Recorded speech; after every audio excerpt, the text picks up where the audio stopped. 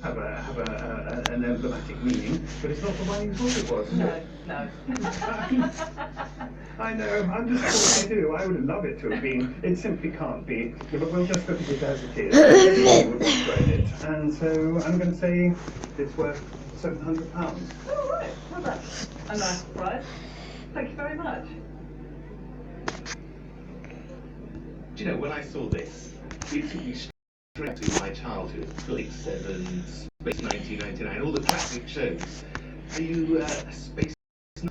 Yeah, I really enjoyed space and television, sci-fi, all that kind of stuff. Yeah. And why this? I was working for book publishers, and I was sent out to Moscow to photograph various spaceships. And one of the things was this probe, which is Luna 16. And I was going past the market in Moscow, and I saw this model there. I knew exactly what it was. Well, I paid $35 US.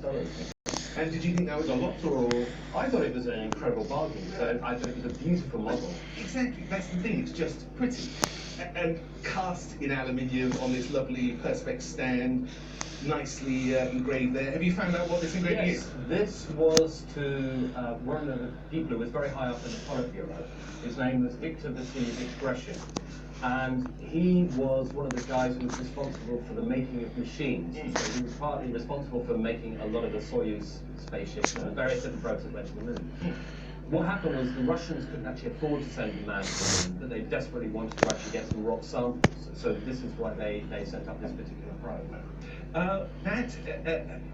All of that again adds to it, because a lot of these were for people obviously high up in any organisation, suppliers of parts and instruments.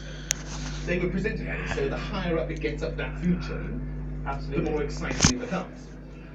Which is good for this. And I think that easily in auction at the moment, £2,000 to £3,000. Wow, okay.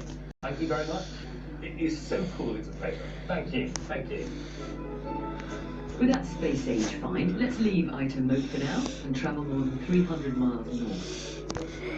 At Holker Hall in Cumbria, the deer park and vibrant floral gardens made the perfect setting for our experts and visitors.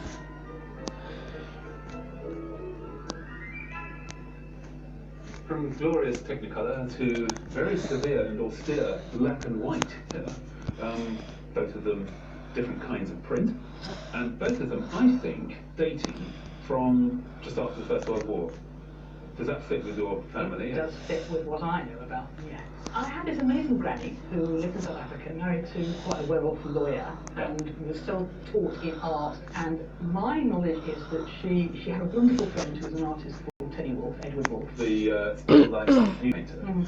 They went to Paris, and I think they were there for at least 6 months, if not longer, in about the 20s, 1920s. What a great time to be there. And she bought. She collected. She collected. And I mean, for instance, when she sold the house when my grandfather died in South Africa, distributed among the family with things like a Chagall painting, Frank painting, and these two came to us. You didn't get the painting, you got the print. Oh, we got you. She also got the Frank when she sold that. Okay, right. But we've got those two, and I've always loved that one. This one by Picasso.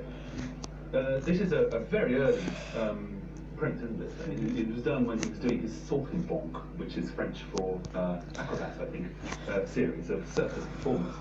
It's a dry point, which is when you, instead of an etching on a copper plate, you just make the mark directly on with a sharp point, and it throws up a burr, and that burr around the line that you've scratched in the copper also holds ink. And of course you can imagine that if you're squashing a piece of paper on that copper that's been inked, and you take a pull from it, it often squashes that burr very quickly.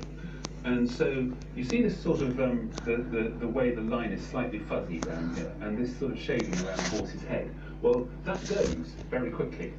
So that suggests that's quite an early one then. I think it is quite an early one, is my point. Yeah, exactly, because you can still see that sort of quite strong line. It hasn't gone ghostly yet. Wonderful, delicate line. That's what I've always loved about it. Yeah, no, it's a very pretty thing. And